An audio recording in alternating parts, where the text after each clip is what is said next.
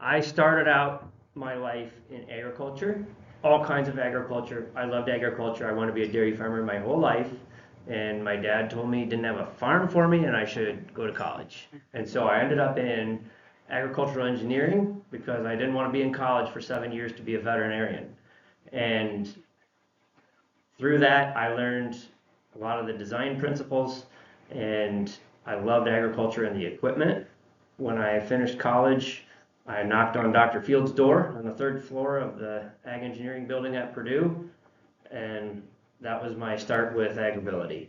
It, it was the Breaking New Ground Resource Center at Purdue at that time, and so he hired me straight out of college, and I had to learn a lot about rehabilitation services and disability.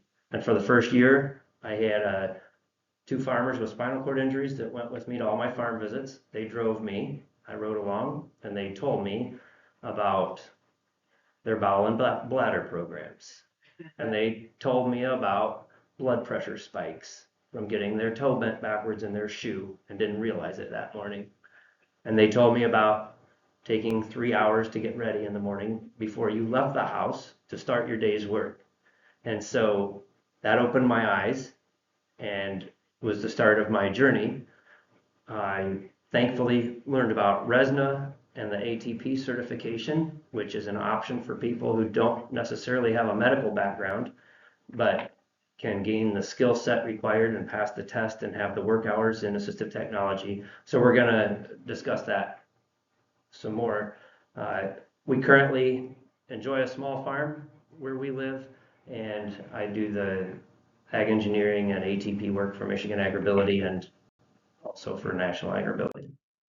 So this is me sitting in our sugar bush, boiling sap. I'm in the background typing on my computer, working on a rehab assessment report in between stoking the fire every 5 minutes. Beep, beep, beep, beep, beep. Jump up and go throw wood in the fire and then go sit back down and type some more. So that's a day in the life of Ned in February this year. It was great.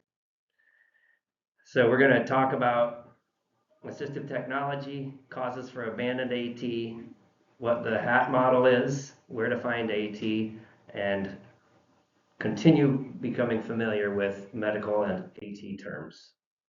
So assistive technology, in a nutshell, is a tool or a method or a modification that enables a person with a disability to do a necessary task.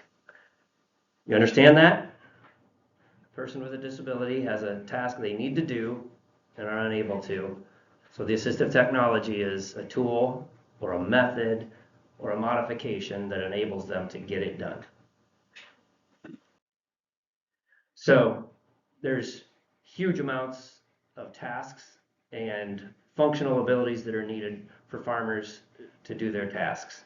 This is an example of assistive technology. It's a low-down working cart that rolls along the rows for someone who is harvesting vegetables. That would be assistive technology. It would also be a good ergonomic tool for everyone, whether you have a disability or not, to adapt. The way I think of it is assistive technology is maybe ergonomics after the fact, that it would be good for us to mostly use assistive technology. All right, everybody else quiet your phones. Sorry.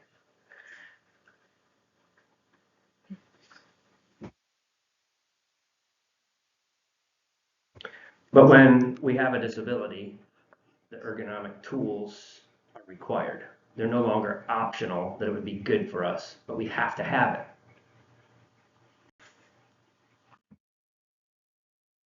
These are some more pictures. This is in a greenhouse setting where a farmer is able to pick and prune his tomato plants between his knees and shoulders. I'm just running through some quick examples of assistive technology. This looks like a skid steer loader that most farms would have, a skid steer loader, but not all. Somebody's young and healthy and strong, you can pitch out your livestock pens with a pitchfork into a wheelbarrow. I did it lots and lots and lots of times. And so if there's a farm where that has been the standard practice before the disability happens, and then it's acquired, the disability, and no longer an option to use that pitchfork, the skid steer loader could become assistive technology in that instance because it wasn't needed before, wasn't required before, but now it is. The task can't be done without it or some other accommodation. So in this instance, I would recommend a skid steer loader as assistive technology.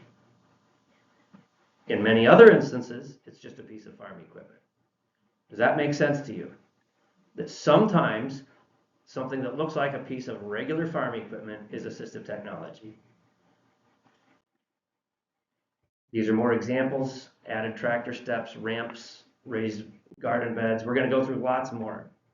There's other times when a piece of equipment is just a piece of equipment, and no matter who or where you are, a farmer's going to have a pickup truck, and a farmer's going to have a tractor, and as bad as the farmer wants a new 8-row corn planter, it's not assistive technology.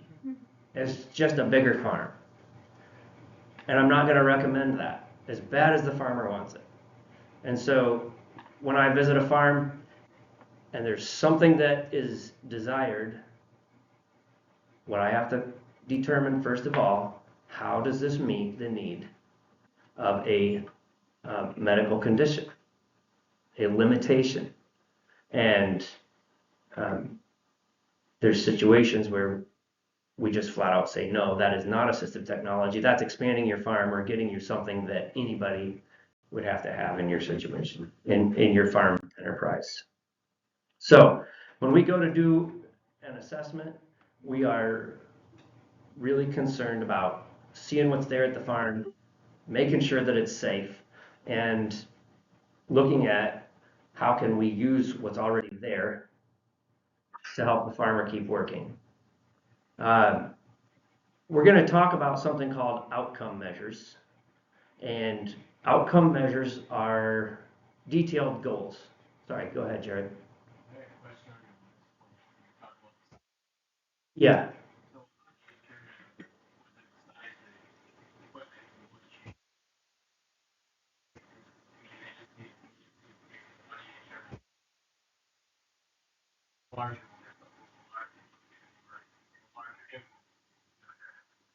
That's a good question.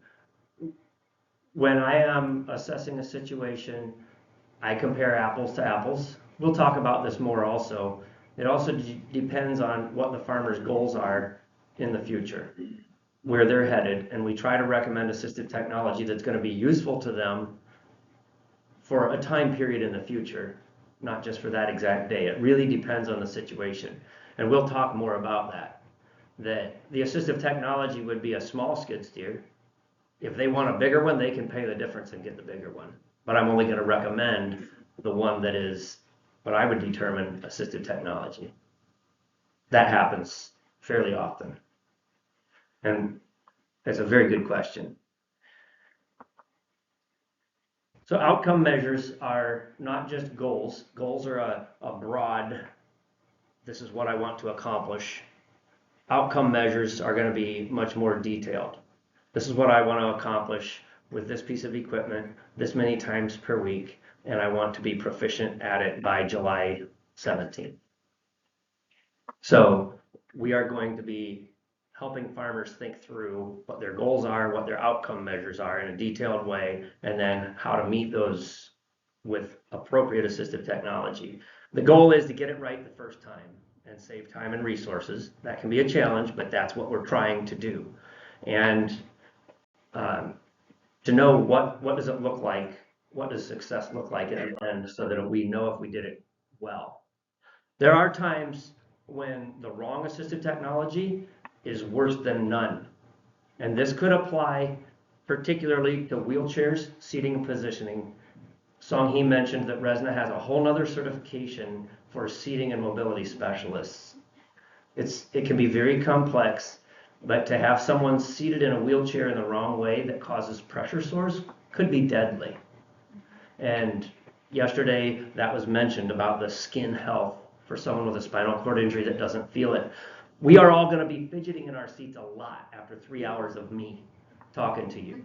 But that's because we can feel it, that it's uncomfortable.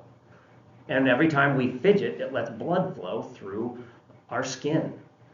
If you can't feel it and you just sit there, it pinches off that skin, there's no blood flow, and it doesn't take very many hours. I don't know how long could a serious skin injury happen if somebody isn't moving?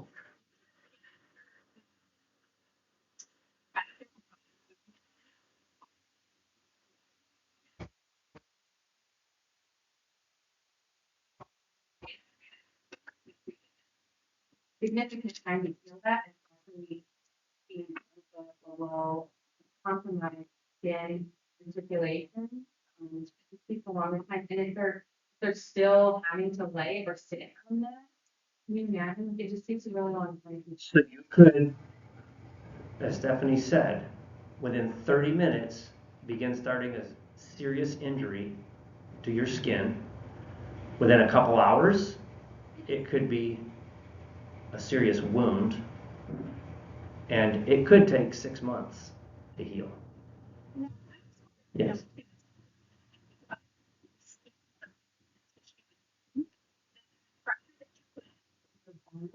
Is on that internal part of the tissue. So the wound really happens from the inside out. So by the time you're seeing redness or you're seeing something outside on the skin, there's already breakdown on that internal tissue. I like people to have that visual in mind. By the time you see redness, there's other tissue damage on the inside. So we had a Michigan AgrAbility client sustained a spinal cord injury from falling off of a loader bucket. He was trimming tree branches, fell about 9 feet, had a spinal cord injury, was in the rehab hospital, came home, and within a week had a severe pressure wound and spent 6 months in a nursing home. He was ready to come home and start working and learning to work from a wheelchair, and had another 6 month delay.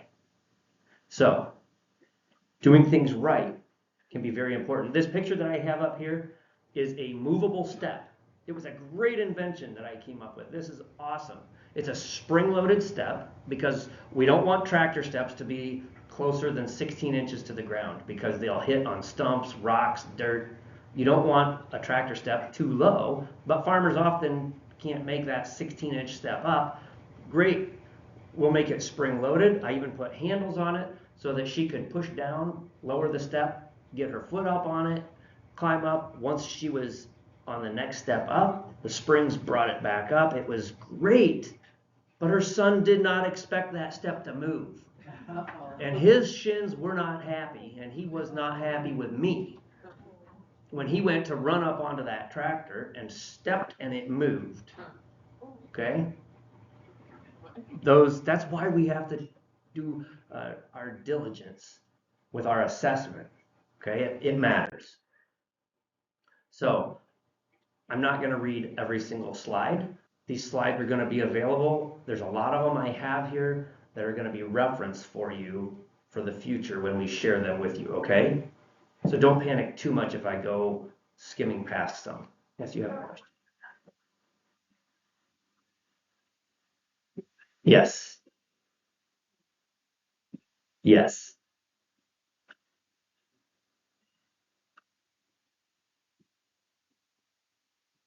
yes, exactly.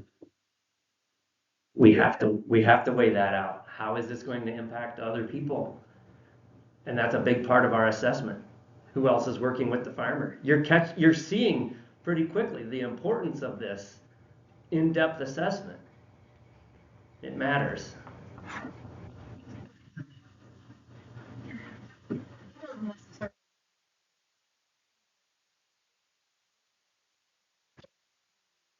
Education and training for everyone there could have been meaningful. Mm-hmm. Exactly. There are ways to deal with this because you're right. It was very good assistive technology for the person who needed it. Yes, Dave. You have to worry about getting if it's not necessarily Yep. actual faith? I do. How do you deal with that? We'll get to that. Is that okay if I put your question off about liability? Yeah. We have some slides about liability coming. But that is a very good question. And we'll come back and talk about this very farm. Same farm. So, abandonment. It was talked about yesterday. The occupational therapists talk about assistive technology in the closet. I talk about it in the scrap pile. Every farm has a junk pile. At our house, it's called the Alaska pile because when we take a... What? Well, let me finish, would you?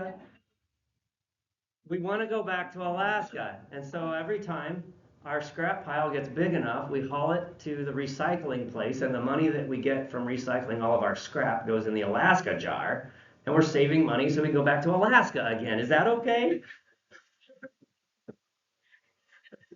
You could have a Michigan jar. So there's all these reasons why people abandon their assistive technology. There's reasons why farmers abandon equipment that they've had and used for a long time and they don't need it anymore. But we want to avoid spending lots of money and time and resources on assistive technology that ends up in the scrap pile. I wish I'd had a picture of a scrap pile with a bunch of wheelchairs piled on it, but I didn't get that photograph. It exists. So these are all reasons why assistive technology might get abandoned. And Song-hee's going to talk about the caregiver part of it. Several of you yesterday in the recap mentioned the caregivers. That's so important when we think about the assistive technology that we are bringing to a farm. How about that one? Canes are for sissies. We think they need a cane really bad. It's not just mechanical reasons why things are abandoned, but culture and social norms and what is acceptable and not.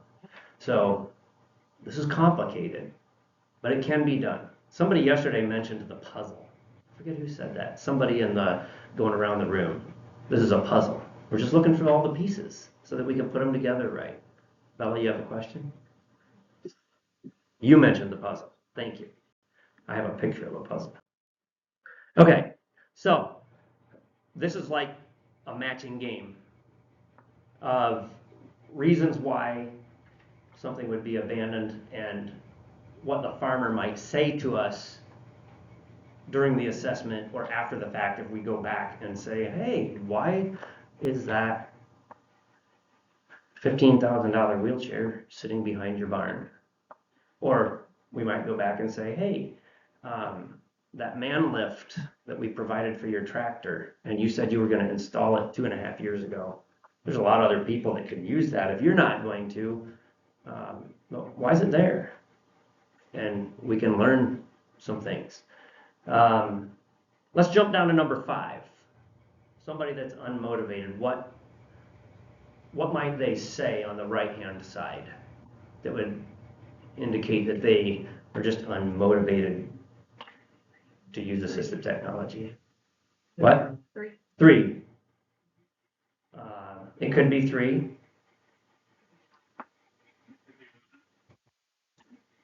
Could be 1.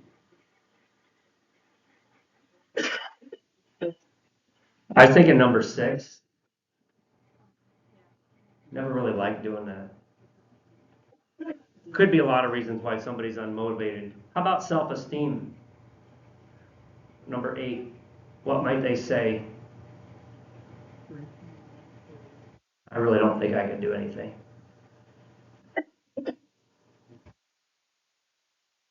Lack of skills.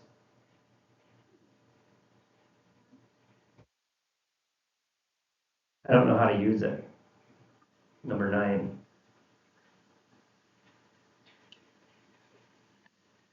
Unmet caregiver goals.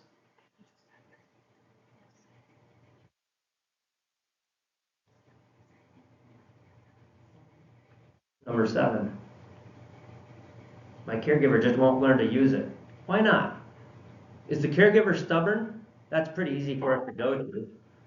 Boy, that caregiver just is refusing to help. Is the caregiver refusing to help? Or is it not working? Is it not meeting the caregiver's goals? Or is the caregiver trying to dress someone who wants to dress themselves? Maybe the opposite scenario that Kim described yesterday. So, lots of reasons why things get abandoned, and our goal is to avoid that. Listen, listen, listen to the customer. They need to be involved, and the caregivers need to be involved in the assessment. And it's not us coming and telling them what they need, but for us to understand and trying to put the pieces of this puzzle together and make good recommendations. We're going to say this throughout the entire day. And you're going to think this throughout the rest of your career, is that the customer's involvement in the AT assessment in this whole process is what will lead to success and avoid abandonment. Do no harm. This is a $89 cable winch hanging from a barn door track, which is probably plenty strong. Probably. But it's hanging from the rafter inside of a garage that was not designed to have things hanging from it. Rafters are designed for roof compression. They're not designed to be pulled on from below. So everyone should be aware of that if you're hanging things in your garage from the rafters. Be careful. They're not designed to have heavy loads hung from them, let alone a human being who's lifting himself up and rolling across. He's 5 feet off the ground, rolling over and being set down onto a tractor seat. It works great, but we have to be careful to do no harm, to make recommendations that are safe. And this was talked about yesterday. Think about the abilities and the potential for a person. Don't go to a person with a disability thinking that'll never work. You can't do it. We're listening for their goals, and we're thinking about their abilities and potential to accomplish it. Don't ever say that'll never work. Just think of another way that it could work and say that. Here's another way to think of it. Sometimes we can be too simple, and sometimes we can be too complicated. With a good assessment, we try to get it right. We might need a milk crate on a stick to make an extra step getting on a tractor. We might need a man lift to raise someone up. Or we might need something in between that. Maybe a spring-loaded step that's a little more safe than a milk crate. Could be another reason for the assessment.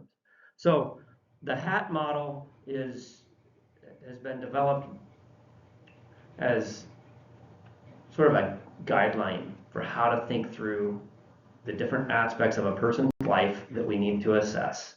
And we're going to go through and talk about it. It's just a systematic method for us to pay attention to the human, their context, and their activities. The human are the physical aspects of that person. The context is, maybe you've heard this term before. If you're listening to a sermon and the preacher says, we need to take this scripture in context. What's he mean? Somebody tell me. What's that mean, to take something in context?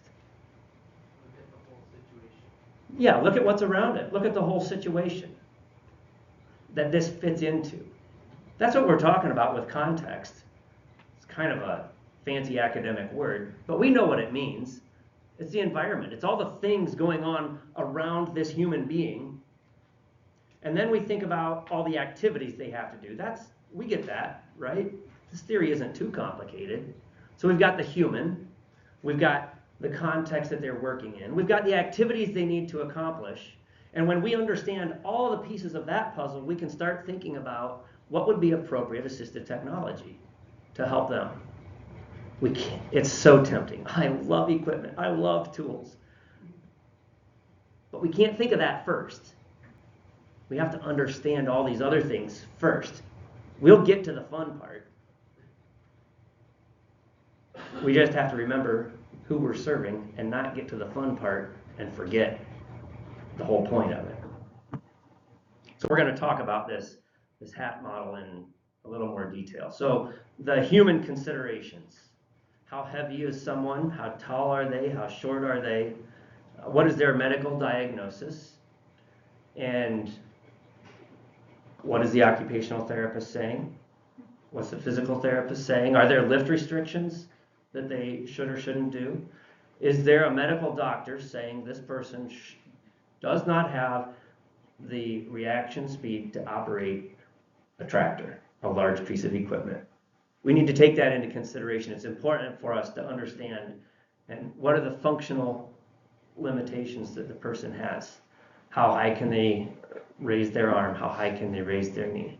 What's their strength, ability to lift? What's their endurance? How far can they twist their neck? Can they hear what we're saying to them? Can they see the controls in the cab?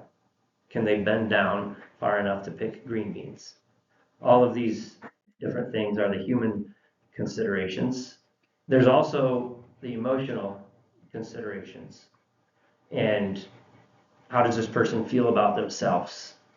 It's important for us to understand that before we make recommendations. What are they good at?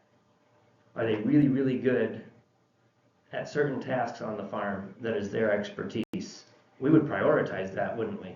If there was some aspect of the farm, even if it seemed really complicated to accommodate it, but if that's their thing that they are really good and skilled at. So the context, we're talking about maybe extreme temperatures, dust, humidity, rough terrain, in that environment. The social context, what do their employees think about them returning to work? Are the employees thinking my boss is lazy and we wish he'd just get out here and help us do some things? Or are the employees thinking the boss is too slow, getting in the way, and we just want to get things done? Those are social contexts around. There might be legal trouble that the farm is in. Or the farmer might think doctors are all full of hooey and we really don't care what they say. They're against us and I ain't never going back to listen to them again. And the person's getting a worse and worse pressure sore. So these are like social contexts that we're working within. And then the culture might be, what are government regulations that the farmer needs to work within? The food safety, it might be the family culture. This could be social or cultural. I'm not going to argue about all that. We'll let the professors figure out which category it really goes in. But that plays a big role if I feel like the expectation is that I need to be in the barn by 5:30 with everybody else doing the chores. But now it takes me 2 hours to get ready. So there's all of those different aspects to deal with. So this is a environment. Pretty nice, isn't it? You like the bathtub for the raised beds? You see some ingenuity going on. We can learn a lot of things.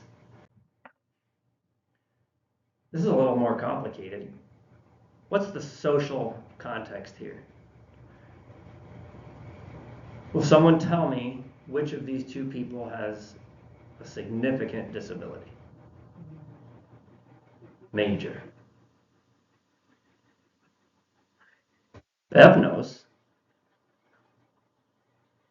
This is huge. We talked about it yesterday, the invisible disabilities. If you saw this healthy young person drive into an accessible parking place, you might scrunch up your nose at him. But that is a really big struggle for someone with an invisible disability, and we take that into account when we're helping accommodate. So there are other models in addition to HAT, and I'm going to have Sanghi talk about that. So before we get to the activity and the AT portion of the HAT model, I wanted to talk about a couple other models or frameworks, should we say, that I think that is important to think about. So HAT model, I think, kind of by default has the independence framework or mindset around it, and that means that you've got somebody that has a disability that uses AT to interact with the world.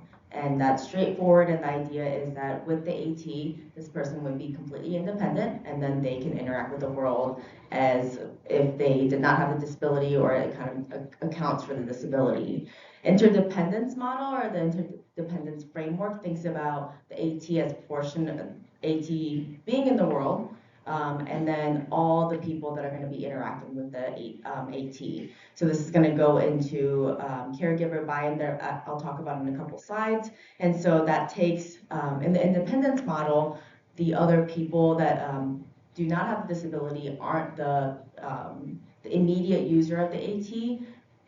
They're part of the context. But with the interdependence model, you take all the people out, you're thinking about all the people and how that AT, how they interact with the AT. So this is just the description of the figure.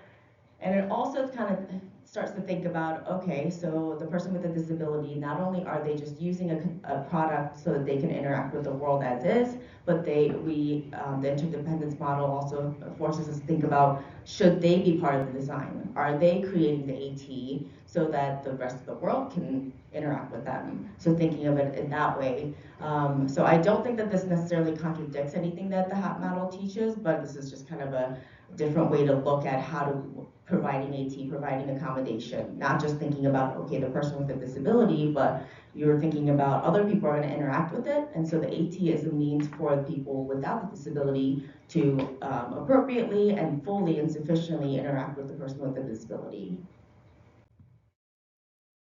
So then merging the two, I think the biggest thing is that what I mentioned, that within the context, you take the all the people out of it. So with the HAP model, you'll see the human activity and the AT within this box of the context, and in that big box are the other people that are interacting with the person with the disability. But I do like that this kind of breaks it out. So there's a paper from ResNet that was published a couple of years ago talking about, can we merge the interdependence framework of AT with the HAP model, and this is the graphic that they came up with. So you'll see all the elements, the green elements of the HAP model, human activity and AT, and then also what the context is taken out of the box and then put as a piece of the pie. And in blue, you'll see within the human, so you're not just talking about the person with a disability, but how does all people around that AT interact with that AT? And then the activity, the AT, assistive technology now isn't just the device that the person with a disability uses to complete a task, but AT is now what allows for the multiple people in the community to appropriately and sufficiently interact with each other. So it allows for the person with a disability to participate in the society, but also the society to be able to interact with the person with a disability in a different way. And then also within the interdependence model, or the framework of thinking in this category of assistive technology, I think it really emphasizes the importance of the person with a disability being part of the design process. For them, creating a new method for them to do an activity that's completely different than for somebody who does not have a disability. And I think there's a paper about interdependence that talked about, for example, doing a march. Like if you're protesting something and doing a march, even the word march indicates that you are going to be walking. So for somebody who has a disability, they might feel like, okay, we can't participate. So it's not, and instead of then coming up with an assistive technology or like allowing, let's say, making sure that the paths are wheelchair accessible, but completely going back to the design process and allowing the people that might be wheelchair users to come up with a completely different path, and doing an online march, online protest, and doing a completely different method and going from the blank slate and allowing the people with a disability to come up with their own method of doing the same activity. So this brings me to caregiver buy-in. So we kept talking about other people that are going to be interacting with the AT. Caregivers are a big part of that, and caregiver buy-in is so important in reducing AT abandonment.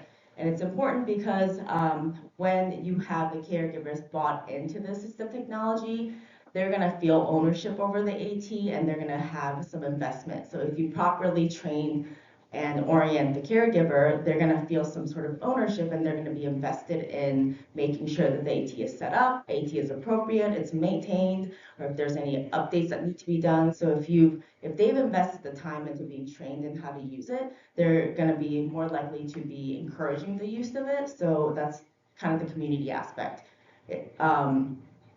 The person that is using the AT user, they might not feel like using the assistive technology, especially during the process of getting used to it. But if you've got the caregiver also encouraging the use, that's going to reduce the chances of device abandonment. And just like interacting with your client directly, I think the rapport is huge. Just when I see my patients like Ned, I'm just thinking about the AT, especially in the inpatient side where things are moving so quickly. I go in and I just assess, and I'm like, okay, I already have ideas, and I already have devices that I want to try out. But really, I feel like the most successful cases have been them just sitting there and saying, hey, I'm Sun Hee, and I'm here to talk about how do we get you more independent. What were you doing beforehand? What were some of the activities that you like to do before the hospital, and just getting to know them. And the same thing with the caregivers. You don't want to see them as just the helper, right? So if you get to know them and they might disclose some information that the patient or the client might be embarrassed to say, nothing like, that's like disrespectful, but I think Ned had an example about a client where he insisted that he was going to go out into the field, and the wife's like, no, that's not happening, and that might be the more of the factual reality, and that the patient or the client might not be able to, might not admit their like functional status, and the caregiver and the outside perspective might be able to give you more accurate description of what their status is. So rapport is super important. And so, as Stephanie and Kim mentioned, that when you're thinking about activities of daily living, you want to think about while they're working, where they're living, and where they're playing. Recreation is important, but like day-to-day tasks, while the whole life, daily life, the activities that go into that. And that also applies to caregivers. So you're not just thinking about caregivers that are taking care of their functional needs or like their daily tasks, but you also should think about caregivers. And once we get into the work portion, it might not be necessarily a straightforward caregiver. It might just be individuals that are in community with the person with a disability. And by thinking about each of the caregivers or other community members that are going to be interacting with the person with a disability, that's going to allow you to have better carryover. So making sure that you know each part of the day who is the one that we can reach out to, who as a provider that could help keep the client accountable or potentially help the client during that portion of the day, set up the device, or encourage them to use it. So that will add into carryover. That also decreases the risk of device abandonment. And then also thinking about caregivers for non-AT. You have the caregivers that take care of the functional needs, and then you also might have a caregiver that is assigned for setting up with assistive technology. But thinking about the non-assistive technology, for example, somebody having the cell phone charge or managing, I said families in quotes, so a lot of like softwares like Apple, you can assign families, and then you can share settings and share restrictions, or like set up restrictions for your kids, those things.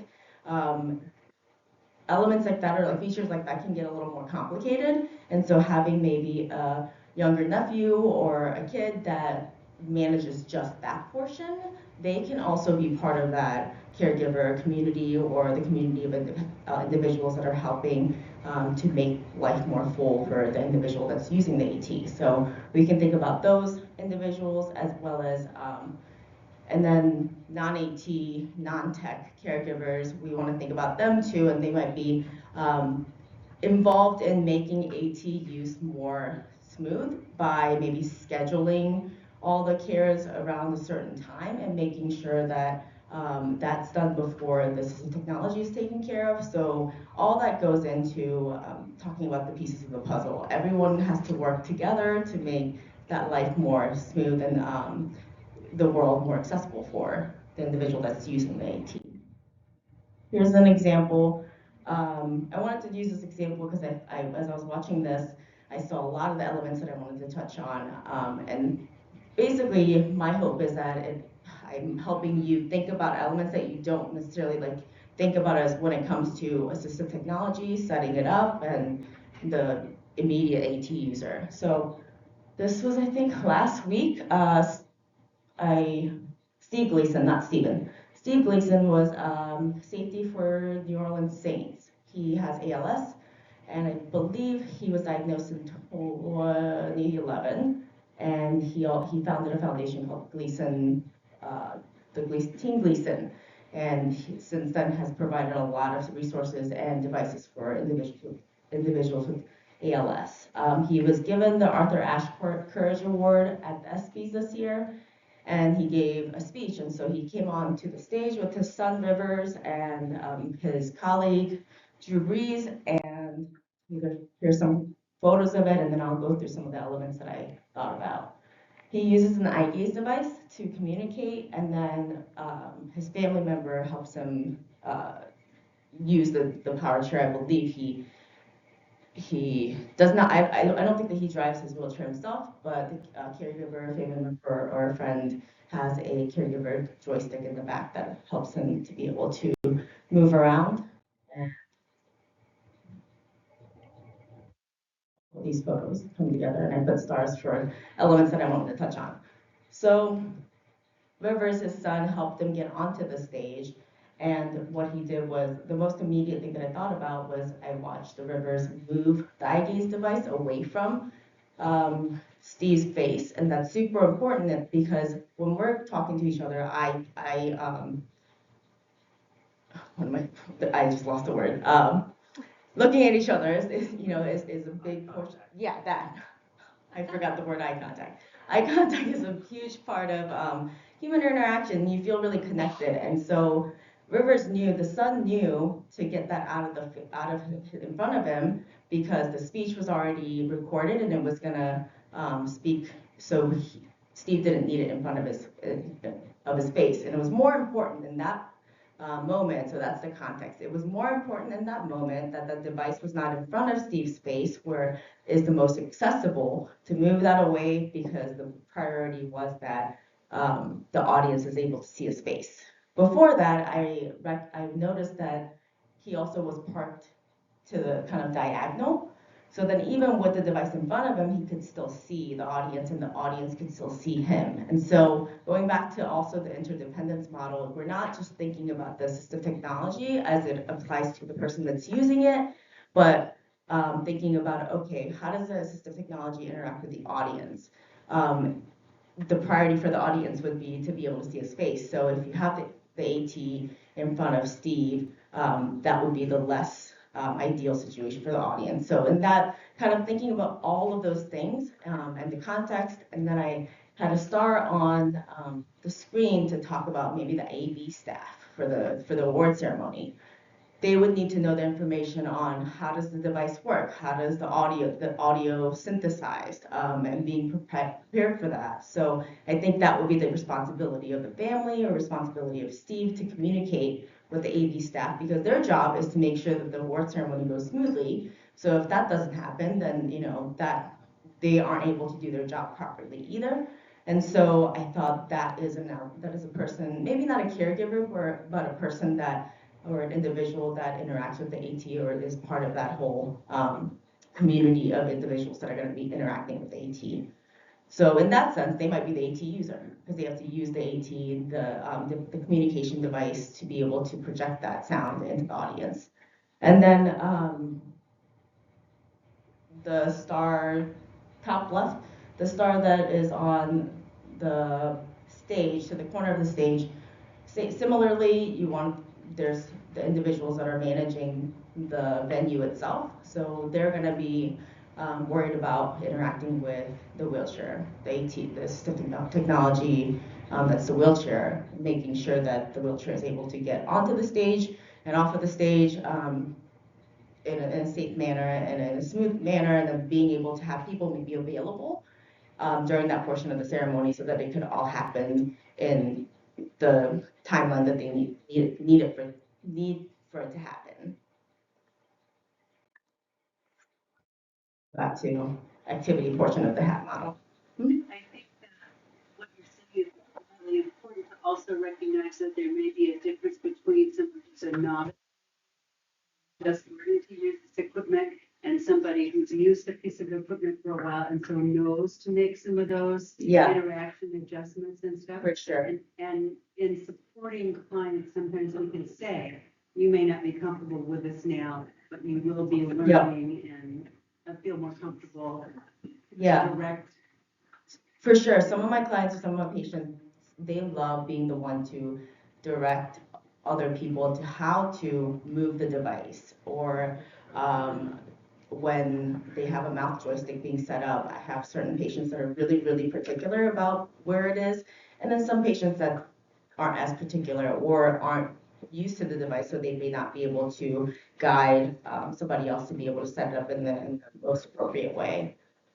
Oh, and then one other thing about other people that are involved in interacting with the AT, with the son being the one that's moving the device, that's something that you should keep in mind is maybe Steve has multiple different eye gaze devices, and one might be more lightweight than the other, but maybe the heavier weight is the one that's more accessible for Steve. But in this context, when his son is the one that's going to be right there next to him, maybe they might choose a lighter weight, less accessible device just for that one event. Okay, thank you, Sophie, for bringing that in. When we are thinking about assistive technology, I appreciate this concept of it not just giving the person access to the world, but the world access to the person. And so I appreciate that thought. When we start looking at the activities that are happening on a farm, probably hundreds is too small. Thousands of different things that the farmers are doing. How many people here would feel comfortable going onto a farm and walking the farm with the client and learning about the tasks that the farmer's doing? Just raise your hand. Okay. This is something that I came into at ease. Like, take me to a farm and it fits me like a glove. It's comfortable. Building rapport, chatting with the farmer is natural. It's something that can be learned, and with practice, you can do it. So I'm not going to talk about all of these different activities. This is once again for you to come back later and review. I didn't even worry about making the text large enough for you to read here. But these are just some common sets of activities that farmers around Michigan, all around, would be doing. Some of these are pictures of assistive technology, different methods, lots of different contexts, tasks to do. And I did list just what's typical, like it might be 1 to 2 hours of chores every day. And that's important. How frequent does a task need to be done to think about, should we accommodate this or not?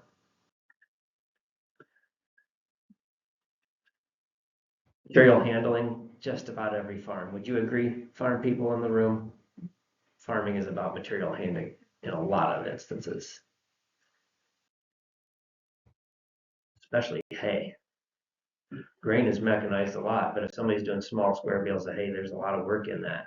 So the physical abilities needed for farming, the timing is critical, and that's maybe something that is not emphasized enough as we think about the farmers that we're serving and what's the right time of the year or the day to do our interview and our assessment with a farmer.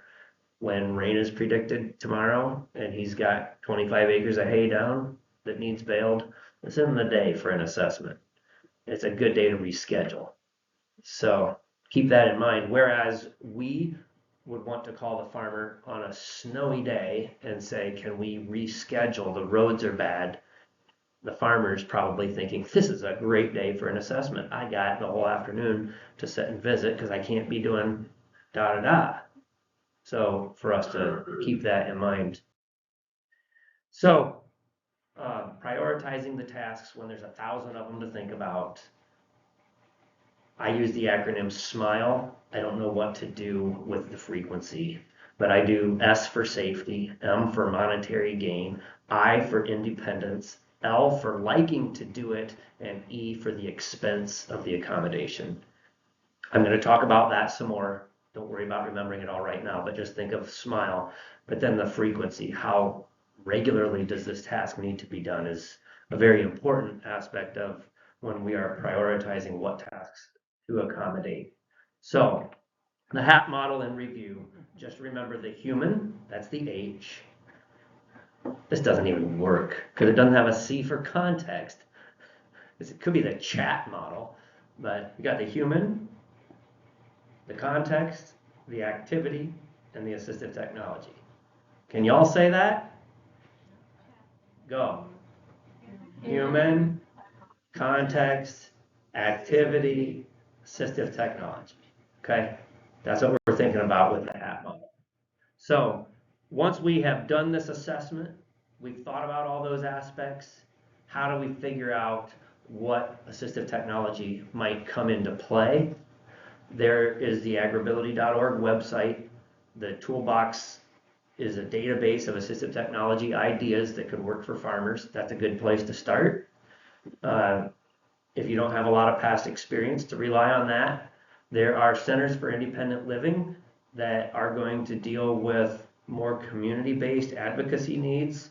So if there's a post office that doesn't have a ramp or struggling to access the grocery store in town, the independent living centers can help with that. And then there's the Assistive Technology Act program in every state that can also help research assistive technology options that are existing emerging technologies, the things that Song Hee is talking about. I'll readily admit, I'm not the electronics technology guy, and that's why she's doing the session on that tomorrow, to know our skill sets and to bring in other people to help. But the Tech Act project in each state can help with that. Job accommodations, askjan.org, another good place to research assistive technology, but I will say beware of homesteaders on YouTube. They're really excited about putting up great ideas that they have built and not tested yet, and they seldom put up the video later that says this thing failed miserably and was horrible. I wasted 20 weeks of my life developing this and it was a flop. And if you go and try it, that's not always the best. You can get some great ideas. There's some that are good, some that are bad. Beware. So the toolbox, this is just what the main page on the AgrAbility site looks like. You can search by category, you can search with keywords. So you could go in and put in the word shoulder and see all of the assistive technologies listed that have the word shoulder in the description. There's some assistive technologies that are very complicated and some that are very simple. It might be a mirror on a side-by-side utility vehicle, or it might be a lift on the back of a pickup truck that can put you into a combine. When we go to do the assessments, we've talked about a lot of the ideas. The book that you have, Conducting Worksite Assessments, it's going to help organize our thoughts. This basically puts the HAT model into practice, makes it useful for us to organize our ideas. And then some of the safety issues that we've talked about. This other smaller book that you have is thinking about secondary injury hazards, which would be an injury caused because of the disability. So the pressure source would be a secondary injury that someone sustains because of their disability. And I don't know for sure if, I guess I would say that my client's son who knocked his shin on that moving step, that's probably a secondary injury, even though it happened to another person. It was because of the whole disability situation. So we're going to use these books in the next sessions. somewhat. And we're going to talk about this whole cycle of providing these services to people with disabilities in a practical way. And we're going to see this slide a whole bunch of times. I think of it more like spaghetti than a cycle, but we'll call it a cycle. Now, some of the vocabulary that we've used. We've got the assistive technology. This is a slide at the end so that you can go back and reference it. Yesterday, the word intervention was used several times, and I should be trying to use it for you because it's a word that doesn't really make sense to me, but it means an intervention is, well, you read it. So I think of an intervention as something that gets in the way, but it's actually a good thing in this context. And then the outcome measures, they're more than goals. They're more specific, detailed. The goals are like the umbrella, the bigger overarching, and then the outcome measures might be every little rib in the umbrella. Just the more detailed, when we've accomplished this, we know that we've met a success. So the medical people in the room would probably argue with my farmerish descriptions of these terms. But these are words that you will probably hear as you interact with medical professionals. And so to know that an intervention is a good thing, it's the assistive technology, and outcome measures are like specific accomplishments. Okay, so that's the end of the first session of the day. I will tell you that there's not a break. So feel free to get up if you need to fidget, come and get a coffee. It's okay. Go to the bathroom. We're just not going to stop and have everybody go at one time. Haha. No pun intended. But I will use it in the future. Okay. Who can tell me the 4 aspects of the hat model? You're going to get a hat. All right. You're from Nebraska. No, Tennessee. Okay. West Tennessee. Go for it. You got it. This is a hat. It's a homemade hat that says hat on it, so you'll know it's a hat. See that?